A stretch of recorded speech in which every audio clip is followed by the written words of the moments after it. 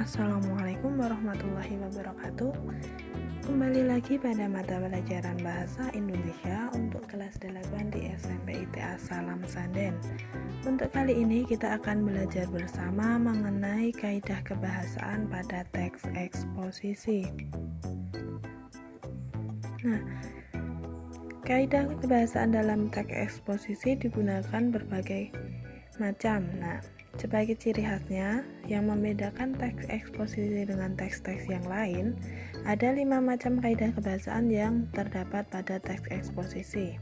Yang pertama, pada kalimat-kalimat pada teks eksposisi merupakan kata-kata yang bersifat teknis. Yang kedua, menggunakan konjungsi kausalitas. Yang ketiga, merupakan kata kerja mental atau verba mental. Yang keempat, menggunakan kata rujukan. Dan yang kelima atau yang terakhir, menggunakan kata kerja persuasif. Yang pertama, teks eksposisi menggunakan kata-kata teknis. Penggunaan kata-kata teknis atau peristilahan yang berkaitan dengan topik atau bidang ilmu yang sedang dibahas pada teks eksposisi yang dituliskan. Misalnya, istilah-istilah yang muncul pada penggunaan penebangan hutan, hutan lindung, hutan alam, hutan rawa gambut, dan sektor kehutanan itu bisa untuk teks eksposisi pada bidang pertanian. Selain itu, terdapat juga beberapa contoh, misalnya bidang ilmu kesehatan dapat ditemukan kata-kata antibiotik, infeksi, transfusi, dan lain sebagainya. Yang kedua, konjungsi kausalitas. Konjungsi kausalitas adalah kata hubung yang menunjukkan hubungan argumentasi atau sebab akibat. Contoh penggunaan konjungsi kausalitas ditandai dengan adanya kata jika, sebab, karena, dengan demikian, akibatnya, oleh karena itu. Selain itu, dapat pula digunakan kata-kata yang menghubungkan kronologis atau keterangan waktu, atau kata-kata yang menyatakan perbandingan atau pertentangan.